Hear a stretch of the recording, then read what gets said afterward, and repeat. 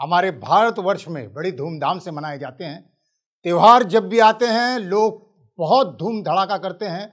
कुछ लोग तो घर में संगीत का प्रोग्राम करते हैं, कुछ लोग जलसा करते हैं। रक्षाबंधन के दिन एक जगह पे प्रोग्राम था और उस प्रोग्राम में रक्षाबंधन के दिन रक्षाबंधन का सबसे फेमस गीत सिंगर गा रहा था, भैया मोरे राखी के बंधन को निभाना। एक आदमी खड़ा हुआ, ए गाना गलत गा रहे तुम। सर बरोबर है, गलत गाना है, सुनिए ना।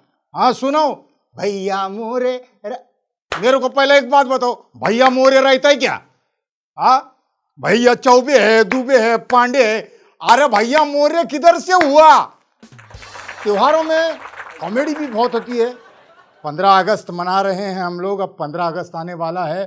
15 अगस्त यानी भारतवर्ष का सबसे प्यारा मनाने वाला ये त्योहार है, जिसमें बहुत सारे शहीदों का खून बहा है और हमारे देश को हम तिरंगे को सलाम करते हैं। उस दिन देशभक्ति के गाने सुनने को मिलते हैं जगह जगह पर। और सबसे बड़ी बात यह है, भारत एक ऐसा विशाल देश है जहां पर बहुत सारी ऐतिहासिक जगह हैं जिसे देखने के लिए फॉरेन कंट्रीज से, अब्रॉड से लोग हमारे हिंदुस्तान में आते हैं। महाराष्ट्र में एक फॉरेनर घूम रहा था 15 अगस्त के दिन। उसने सोचा 15 अगस्त देखना चाहिए भारत में क्या होता है, तो वो महाराष्ट्र के कोल्हापुर में आया।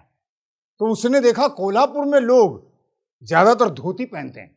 अब ये सूट बूट पहनने वाला, टाई पहनने वाला, डर्बी हैट, मुंह में सिगार और कोट वगैरह पहनने वाला, पैंट सूट पहनने वाला ये फॉरेनर उसने देखा, इस आदमी ने क्या पहना है।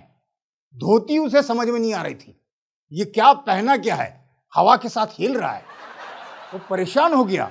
तो उसने पूछना चाहा, एक आदमी तंबाकू मलते कोने में खड़ा था। ये फॉरेनर आया उसके सामने और बोला, एक्सक्यूज मी जेंटलमैन। या शर्म आ जा बाबा। Excuse me, I am I fine. Excuse me, अरे कसला कुछ मी यायचं बघू, तुमको जो कुछ मांगता है मराठी में बोलो, हाँ नहीं तो हिंदी में बोलो। अब फॉरेनर को ऐसे लगा मैं जो बोल रहा हूं उसको समझ में नहीं आ रहा। उसने उसके धोती का पीछे का कोना पकड़ा और खींचते हुए पूछा, जेंटलमैन व्हाट इज दिस? उसको गुस्सा आया, मेरी धोती खींच रहा है। उसने टाई पकड़ ली। पहला हाथ उगर तुम मेरे को बताओ व्हाट इज दिस? फॉरेनर बोला, this is my neck tie. फिर this is my back tie.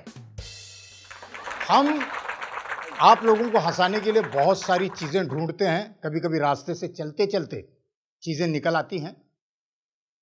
यहां शूटिंग को आ रहा था, एक बच्चा कोने में खड़ा था और ऊपर घर में बर्तन पटकने की आवाजें आ रही थी, धाम धूम धाम धूम धाड़ धूड़ धाड़ धूड़। एक बच्चा खड़ा था, तो मैंने देखा बच्चा ऊपर देख रहा है, तो मैं बच्चे के पास पहुंचा। बेटे हो क्या रहा है? कुछ नहीं अंकल, मेरे मम्मी डैडी का टाइम पास चल रहा है। मम्मी डैडी का टाइम पास चल रहा है? हाँ क्या हो क्या रहा है? कुछ नहीं, मेरे मम्मी डैडी का झगड़ा चल रहा है। अच्छा बेटे, तुम्हारे डैडी कौन है? क्या? नहीं मैंने पूछा तुम्हारे डैडी कौन है। इसी बात का तो झगड़ा चल रहा है। बच्चे हैं आजकल इलू इलू बोलकर बाप को उल्लू बनाते हैं, ऐसे बच्चे हैं। कभी कभी बच्चे बहुत जिद करते हैं, बहुत हट्ट करते हैं अपने माँ के सामने, अपने बाप के सामने। कभी कभी बहुत जिद करते हैं। माँ काम कर रही थी किचन में, बच्चा दौड़ता हुआ आया, माँ को बोला, मम्मी तुम्हारी शादी का एल्बम दिखाओ ना, तुम्हारी शादी का एल्बम दिखाओ ना। माँ बोली, बेटे मुझे काम करने दो, बाद में दिखाऊंगी। नहीं मम्मी शादी का एल्बम दिखाओ ना। जिद पूरी करने के लिए माँ ने माले के ऊपर से एल्बम निकाला जो कई सालों तक देखा नहीं था। उसके अंदर बहुत सारे ब्लैक एंड व्हाइट फोटो थे। तो बच्चे ने पूछा, माँ कौन कौन है बताओ ना। माँ ने पहला पन्ना पलटा। माँ ये कौन है? अरे बेटा ये तुम्हारे मामा है, पिछले साल तुमने सर फोड़ा था ना, ये वही। दूसरा पन्ना। माँ ये कौन है? अरे बेटे ये चाचा है तुम्हारे। 5-6 पन्ने उलटने के बाद बच्चे ने देखा एक हैंडसम लंबे बाल वाला लड़का देखा, हैट पहनी हुई है और बहुत भयानक पोज में। बच्चा बोला, मम्मा ये संजय दत्त ऐसा कौन है? माँ बोली, पागल इन्हें नहीं पहचाना, ये तुम्हारे पप्पा है। ये मेरा पप्पा है? फिर अपने घर में घूमता है वो टकलू कौन है? हाँ बोली। बेटे, पहले तुम्हारा पप्पा जो था ऋतिक रोशन था, अब उनका राकेश रोशन हो गया।